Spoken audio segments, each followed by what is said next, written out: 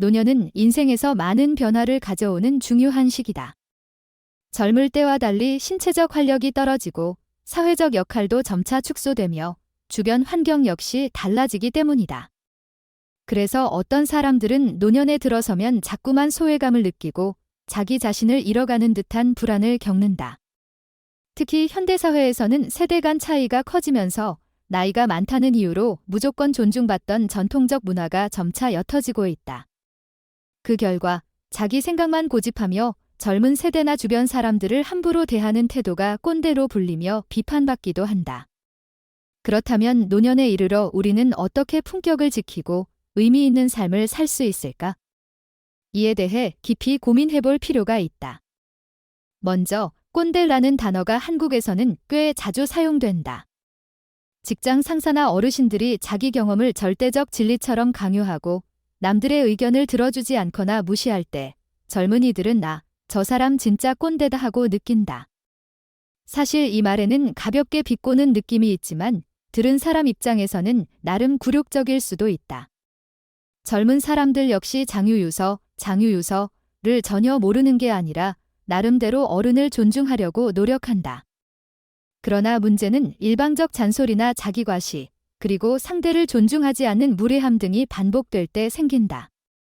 꼰대라는 말이 어떻게 보면 시대를 초월해 존재했지만 요즘은 더 극명하게 드러난다.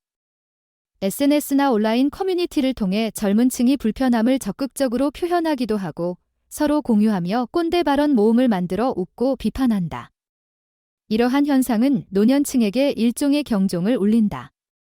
아무리 나이가 들었다 해도 지혜와 품격은 쉽게 얻어지는 것이 아니다. 오히려 세대 차이와 문화적 변화 속에서 자신도 끊임없이 배우고 성장해야 한다는 사실을 받아들이지 않으면 결국 주변 사람들을 멀어지게 만들 뿐이다. 여기서 우리는 노년에 조심해야 할 행동을 몇 가지 구체적으로 살펴볼 수 있다. 첫째, 말을 독점하는 습관이다. 과거 이야기를 끝없이 늘어놓거나 상대가 말을 꺼내기도 전에 먼저 결론 내리고 훈계해버리면 대화는 그 순간부터 사실상 단절된다.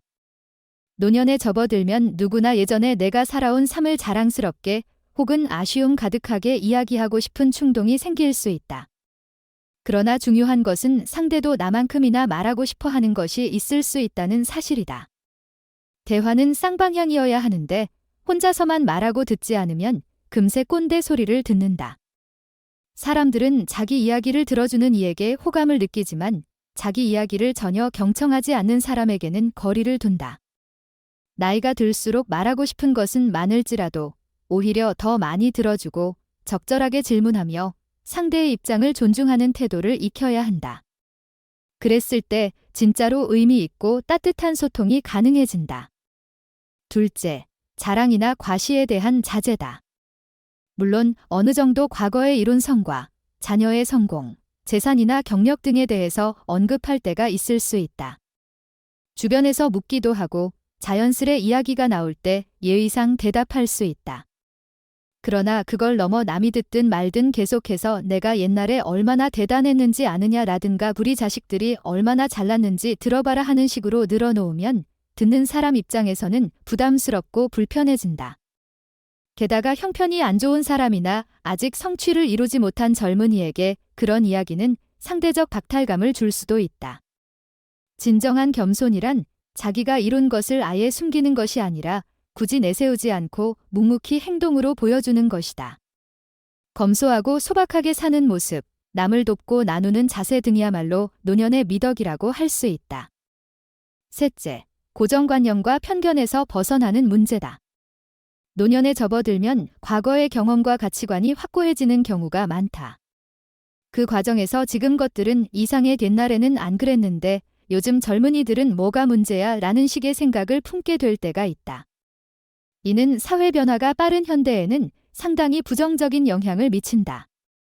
젊은 세대의 생활 방식이나 문화가 낯설 수 있지만 그것을 한없이 무시하거나 다 잘못된 거다라고 단정하면 세대 갈등이 더 깊어진다. 예컨대 디지털 기기를 잘 다루지 못하는 어르신이 있다고 하자. 그런데 젊은 사람들은 핸드폰과 컴퓨터, SNS를 통한 소통을 당연하게 여긴다. 이럴 때 도대체 왜 핸드폰만 쳐다보고 있냐라고 비난하기보다는 이렇게도 소통할 수 있구나 하고 배우려는 태도를 보여주면 어떨까?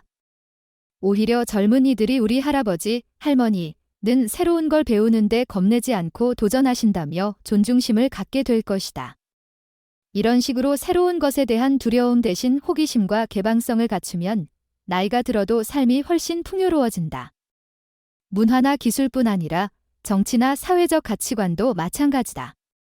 세상은 끊임없이 바뀌고 있고 내 때는 안 그랬다고 고집하기보다는 이젠 또 이런 형태로 변했구나 하며 관심을 갖는 게 지혜로운 태도다. 넷째, 외모와 청결을 소홀히 하지 않는 것도 중요하다. 물론 노년에는 신체 기능이 예전 같지 않고 거동이 불편해질 수도 있다. 하지만 그럴수록 기본적인 위생관리나 옷차림을 간단히라도 신경 쓰면 자신에 대한 존중과 타인에 대한 배려가 동시에 표현된다. 예를 들면 밖에 나갈 때 머리를 단정히 빗고 깨끗한 옷을 입는 일은 누군가에게 특별한 인상을 남기는 문제가 아니라 자기 스스로에게 나는 아직 나를 돌볼 수 있다는 긍정적 메시지를 주는 일이기도 하다. 또 주변 사람들도 그렇게 몸가짐을 가꾸는 어르신을 보면 깔끔하고 멋있다고 느끼게 된다. 외형적인 치장이 과하진 않아도 적절한 수준에서 자신에게 맞는 스타일을 찾는다면 노년의 멋을 한층 돋보이게 할 수 있다. 다섯째, 나이나 직위를 이유로 무조건 존중받으려 해서는 안 된다. 오래전에는 어른이라면 돌봐야 하는 대상이었고 나이가 많다면 그 자체가 권위처럼 여겨졌다. 하지만 현대사회에서는 그 사고방식이 완전히 바뀌어 가고 있다. 존중은 주어지는 것이 아니라 스스로 만들어가는 것이다. 아무리 연장자라도 기본적인 예의와 배려가 없다면 저 사람은 그냥 나이만 먹었지 인격적으로 존경할 수 없다는 반응이 돌아온다. 나이가 많다는 이유로 내 말이 무조건 맞으니 따르라 같은 태도를 보이면 누가 공감하겠는가? 진정한 존중은 함께 대화를 나누고 의견을 나누며 서로 성장하는 과정에서 자연스럽게 생긴다. 그리고 그 존중은 세대 차이를 넘어설 수 있는 강력한 힘이 된다. 실제로 우리 주변에는 나이가 많으면서도 오히려 젊은 사람들에게서 배우려는 태도를 보여 주목받는 분들이 많다.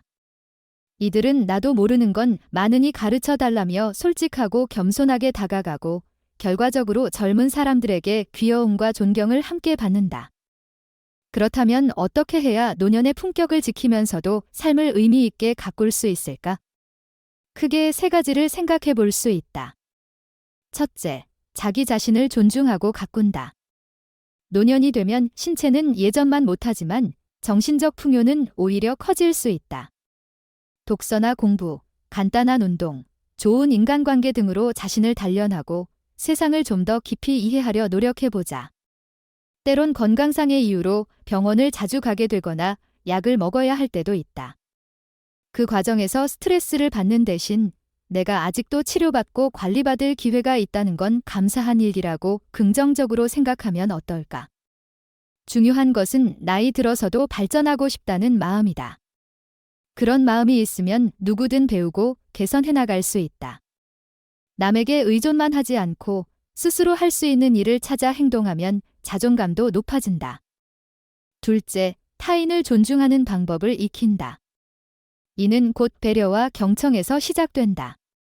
세대가 다르니 성향이 너무 다르다고 생각하기 쉬운데 대화를 하다 보면 의외로 공통점을 찾기도 한다. 예를 들어 손주나 젊은 후배가 좋아하는 음악이나 게임에 대해 그게 뭔데 하고 관심을 보일 수 있다.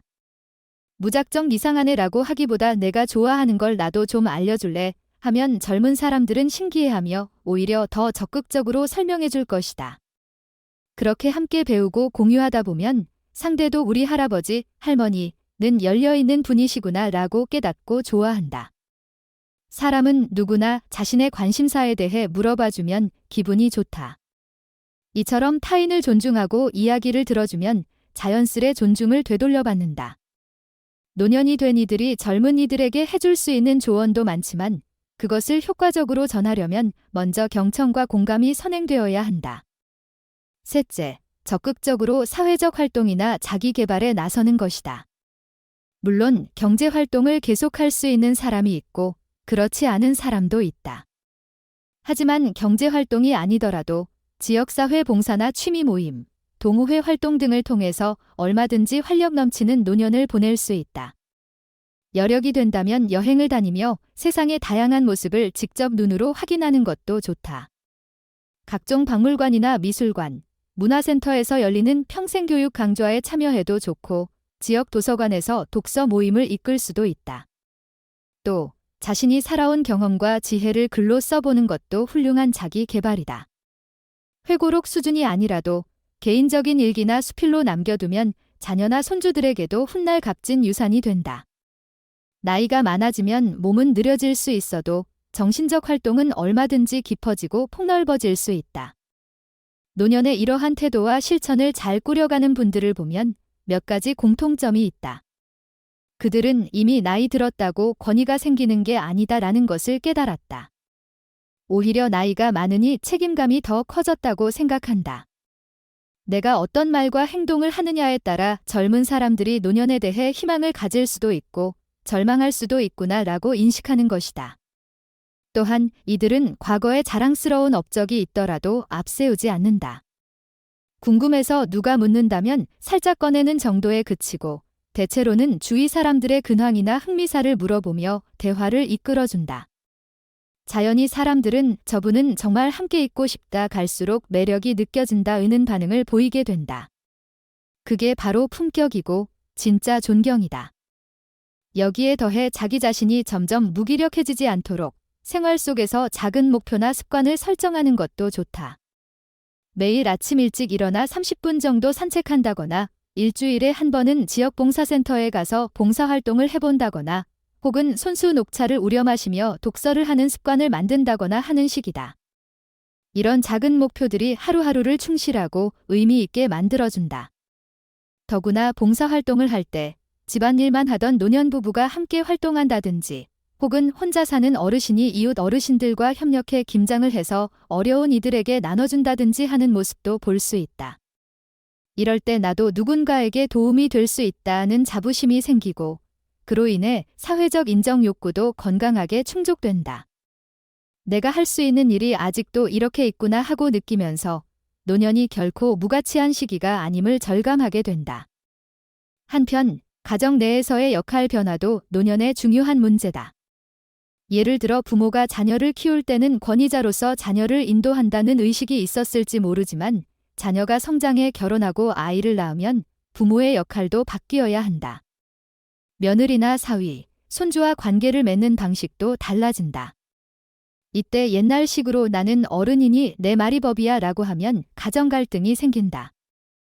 혹은 반대로 디젠 나는 쓸모가 없다며 아예 단절해버리면 소외감과 우울감만 깊어질 것이다.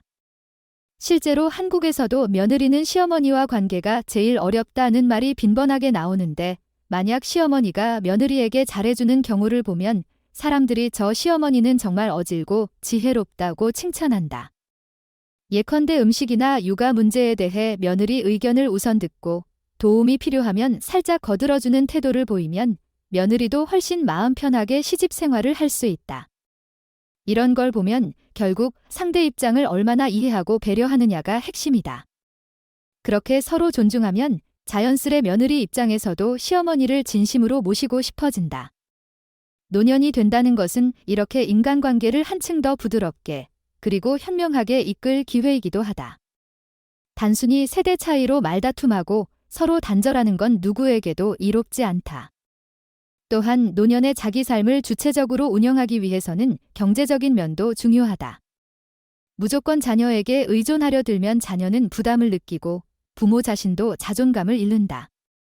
그래서 젊을 때부터 노후 자금이나 연금, 재정 계획을 어느 정도 세워두는 게 좋다.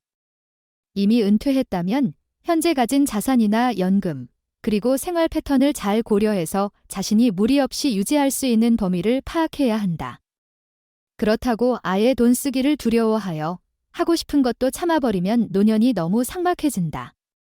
적절한 선에서 여행을 다닌다든지 배우고 싶은 것을 배우고 문화생활을 즐길 수 있어야 인생 후반을 오히려 더 풍성하게 만들 수 있다. 때로는 잘 쓰는 것이 오히려 자신과 주변에 활력을 주기도 한다. 자녀에게 전부 물려주려고 극도로 아끼다 보면 정작 본인은 불편한 노후를 보낼 수 있다. 그리고 자녀가 부모의 희생을 당연하게 여기면 그 역시 또 다른 문제를 일으킨다. 무엇이든 균형이 중요하고 자립과 상호부조가 조화를 이룰 수 있어야 서로가 건강한 관계를 유지한다. 자신을 존중한다는 것은 결국 스스로 할 수 있는 일은 가급적 자립적으로 해결하고 남에게 기대야 할 일이 생기면 미리 예의를 갖춰 요청하는 태도에서 드러난다. 나이 드니 몸이 아파서 병원 좀 같이 가달라라든지 비대목에서 도와줄 수 있니 하고 솔직히 말하면 자녀나 지인들도 흔쾌히 돕는다. 그런데 내가 내 자식이니 당연히 해야지 같은 식으로 나오면 그 순간부터 관계가 삐걱대기 쉽다. 우리가 노년의 품위를 지키는 것과 직결되는 문제는 바로 이 언어와 태도에 달려 있다. 나이가 많으니 다들 나를 돕는 게 의무다가 아니라 고맙다, 덕분에 정말 편하고 든든하다라는 감사의 표현을 하는 습관을 들이면 주변에서도 그 마음을 느끼고 더욱 협조하려고 한다. 결과적으로 노년의 외로움도 줄어들고 건강과 정서가 안정되는 효과가 있다. 자기 개발의 측면에서는 요즘 시대의 디지털 문화를 어느 정도 익히는 것도 꽤 의미 있다. 스마트폰으로 사진을 찍고 손주 사진을 공유하고 가벼운 SNS를 통해 친구들과 소식을 교환하는 일도 꽤 즐거운 활동이 될 수 있다. 나는 머리가 굳어서 못해라고 포기하기보다는 천천히 배워보려 하고 모르면 주변에 묻고 검색해보면 된다. 그런 과정에서 젊은 사람에게 이거 어떻게 쓰면 돼? 라고 부탁하며 소통하는 계기도 된다. 또 스마트폰이나 인터넷을 알게 되면 동영상 강의나 취미 강좌를 쉽게 접할 수 있어 집에서도 취미를 발전시킬 수 있다. 예를 들어 뜨개질이나 그림 그리기, 외국어 배우기 등 다양한 분야가 온라인에 자료가 넘쳐나니 이를 적극 활용하면 노년이 훨씬 지루하지 않다. 이렇게 새로운 것을 두려워하지 않는 태도가 바로 노년의 품격을 높여준다. 젊은 사람들도 우리 할머니, 할아버지는 진짜 열정적이고 멋있다며 감탄한다. 명심해야 할 것은 결국 인간관계는 호혜적이라는 점이다.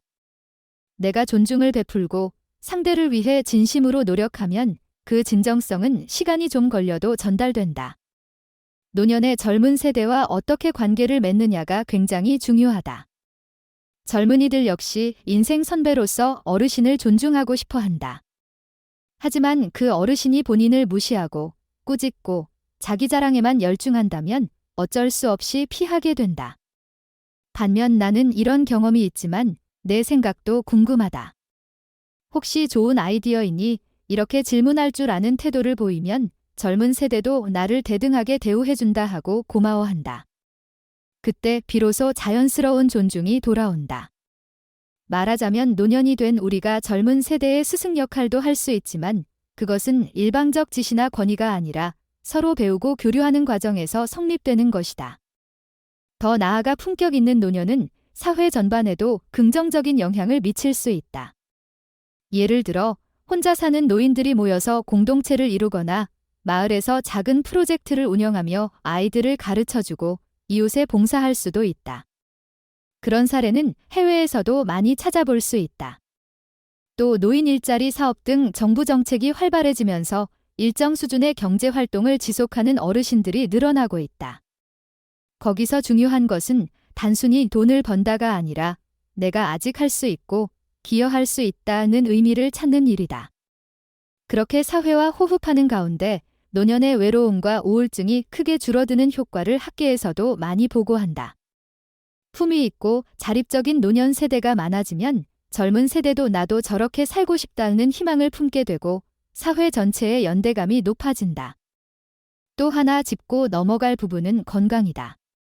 노년에 겪는 여러 질환이나 통증, 몸의 저하 현상은 피할 수 없는 부분이지만 이를 어떻게 대하느냐에 따라 삶의 질이 크게 달라진다.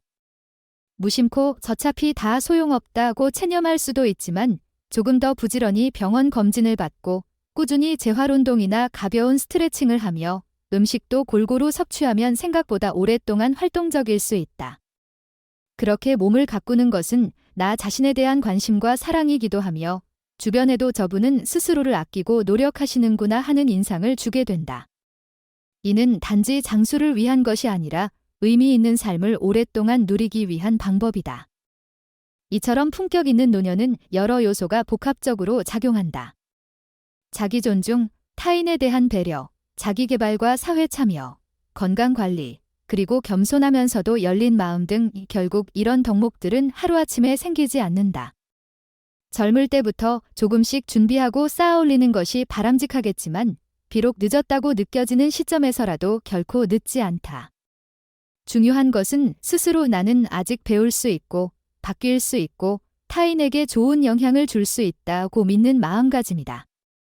그 마음가짐이 있을 때 주변에 자연스럽게 도움과 공감이 이어지고 새로운 기회가 열릴 가능성도 커진다. 구체적인 예로 한국 전통사회에서는 시부모와 며느리의 관계가 대단히 경직되어 있었다. 그런데 요즘 세대는 서로 친구처럼 지내는 가정도 많다.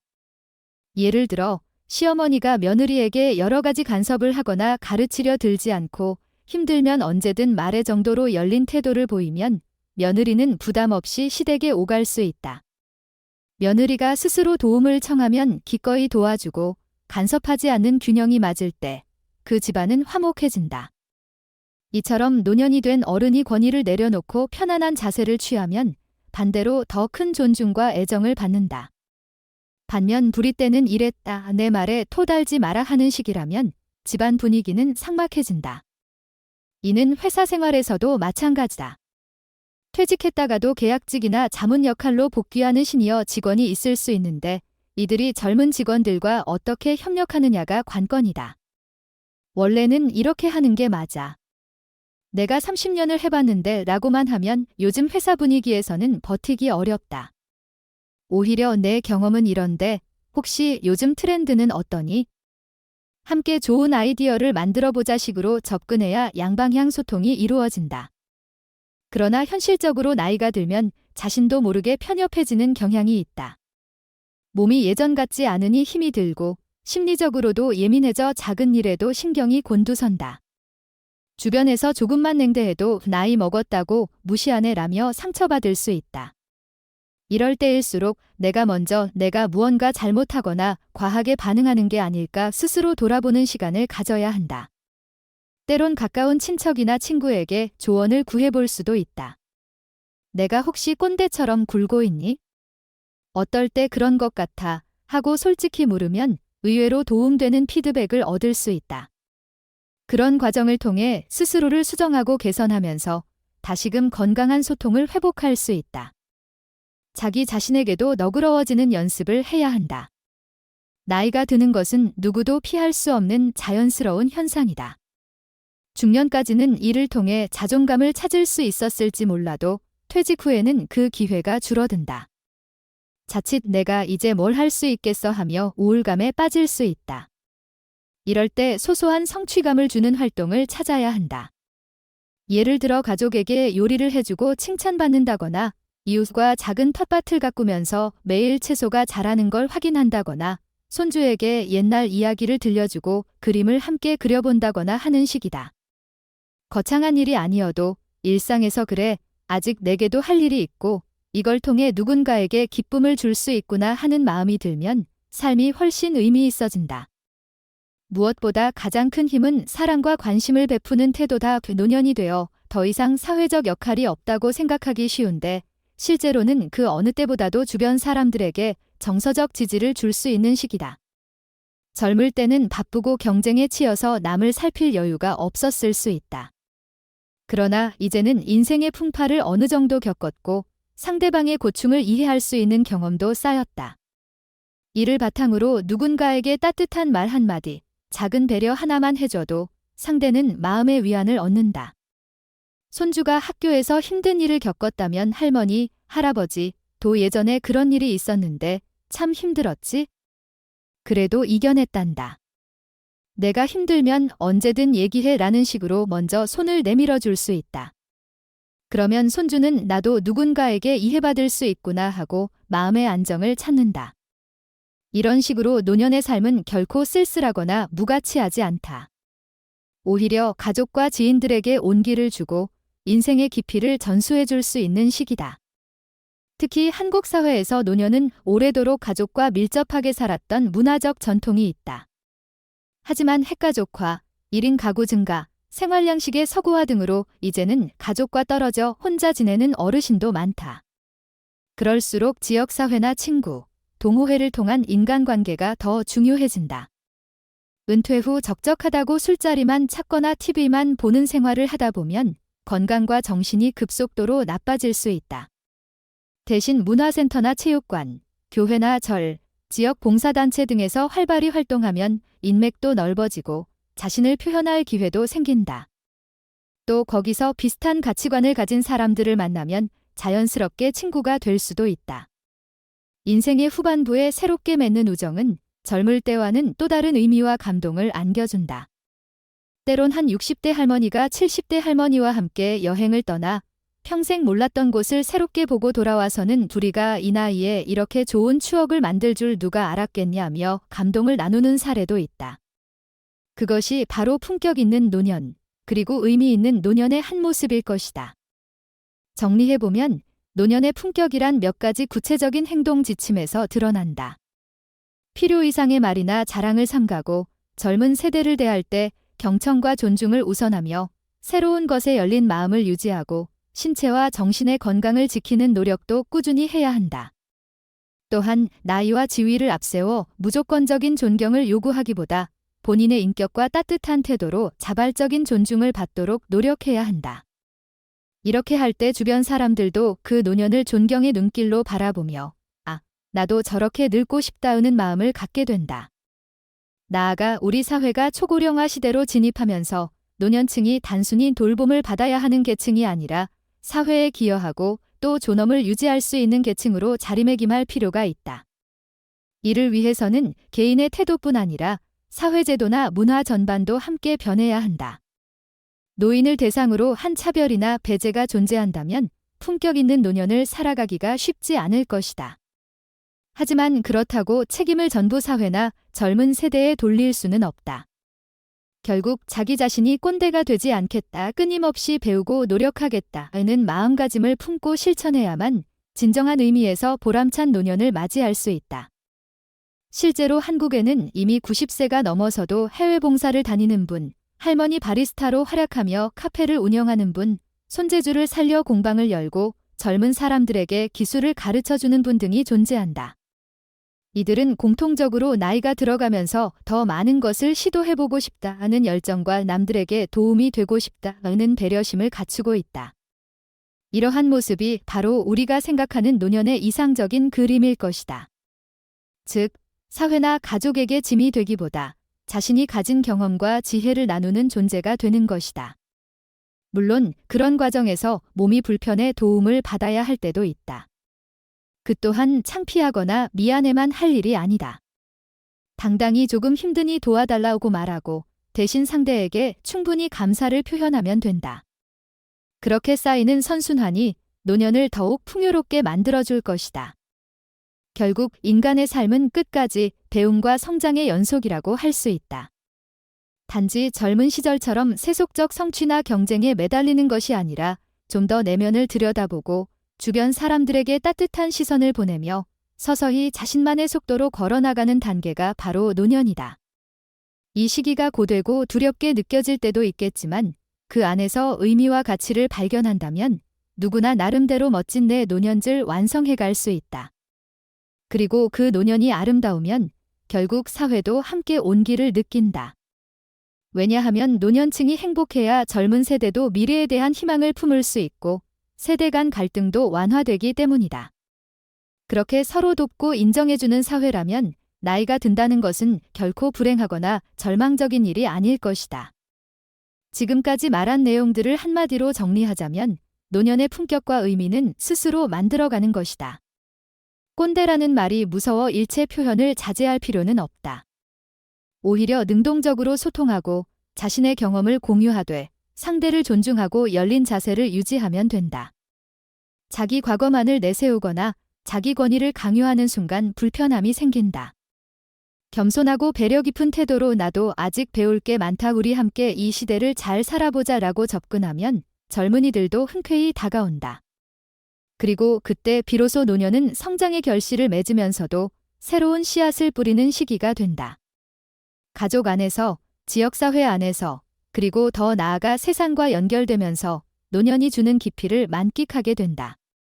이 글을 마무리하며 다시 한번 강조하고 싶은 것은 무엇보다 자신을 가꾸고 남을 존중하며 꾸준히 의미를 찾아가는 태도가 중요하다는 점이다.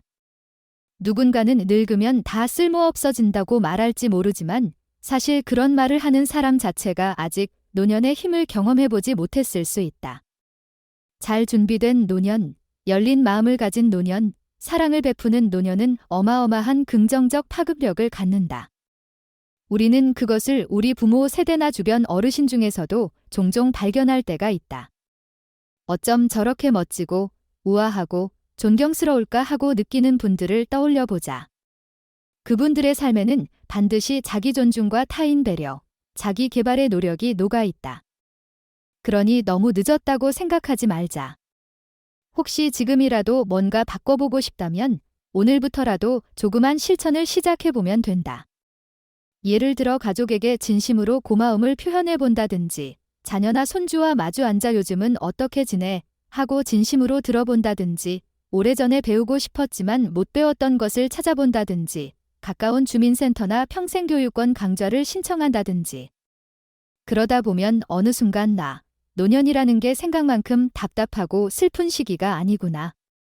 내가 노력하면 사람들로부터 사랑과 존중을 받을 수 있고 삶도 한결 의미 있어지는구나 하고 깨닫게 될 것이다. 이처럼 노년은 단순히 나이 들어 퇴장하는 시기가 아니라 앞서 살았던 경험을 토대로 더 넓은 시야로 세상을 이해하고 새로운 가치를 창출해낼 수 있는 황금기일 수도 있다. 과거에 비해 신체적 제약이 있을 수 있지만 그만큼 정신적 성숙과 관용을 발휘할 기회도 많아진다. 또, 이 시기에 만들어진 관계와 기억은 때론 젊을 때의 우정이나 사랑보다 훨씬 깊고 묵직하게 남는다. 왜냐하면 서로가 살아온 이야기를 오래 나누고 세월의 흔적을 같이 공유하기 때문이다. 궁극적으로 이는 나이가 들어도 아름다운 삶을 꿈꾸는 모든 이들에게 귀감이 되며 젊은 사람들에게도 저렇게 늙는다면 참 좋겠다는 희망을 준다. 결론적으로 노년의 품위를 지키고 의미 있게 살려면 첫째로 자기 자신을 존중하고 부단히 성장하려는 마음을 가져야 하며, 둘째로 타인을 배려하고 존중하며, 셋째로 새로운 것에 열려있고 문화나 기술 변화를 적극 받아들이려는 노력이 필요하다. 넷째로 건강과 외모, 위생에 대한 최소한의 관리에 신경 쓰고, 다섯째로 나이나 지위를 근거로 일방적인 존중을 요구하기보다 스스로 존중받을 만한 태도와 행동을 보이는 것이 핵심이다. 이런 노력들이 쌓이다 보면 자연스레 저분은 정말 멋있다, 배울 점이 많다라는 평가를 얻게 된다. 결국 존경이란 스스로 행동하고 실천할 때 따라오는 것이다. 세월을 탓하거나 과거만을 붙들지 않고 지금 이 순간에도 조금씩 앞으로 나아가는 이에게 노년은 삶의 진짜 완성을 의미하는 값진 시간이 된다. 이 글이 노년에 접어든 분들이나 그 문턱에서 고민하는 분들에게 작은 영감이 되길 바란다. 살아온 세월이 길수록 사람에 대한 이해와 배려도 커질 수 있고 그만큼 주위 사람들에게도 훨씬 큰 위안을 줄 수 있기 때문이다. 나아가 그렇게 품격 있는 노년을 사는 사람들이 많아질수록 우리 사회는 서로 다른 세대 간에 더 따뜻한 유대감을 만들어갈 것이다. 나이를 먹어간다는 것은 결코 낡고 쓸모없어지는 과정이 아니다. 오히려 삶의 깊이와 사랑을 더욱 풍성하게 만드는 길이라는 사실을 잊지 말자. 그리고 그 길에 필요한 것은 진심 어린 자기 존중과 타인에 대한 공감, 그리고 끊임없는 배움과 실천이다. 그런 태도로 노년을 맞이한다면 우리는 누구나 세월의 흐름 속에서도 찬란히 빛나는 의미와 기쁨을 발견할 수 있을 것이다. 구독과 좋아요, 알림 설정은 큰 힘이 됩니다. 오늘도 들어주셔서 정말 감사합니다.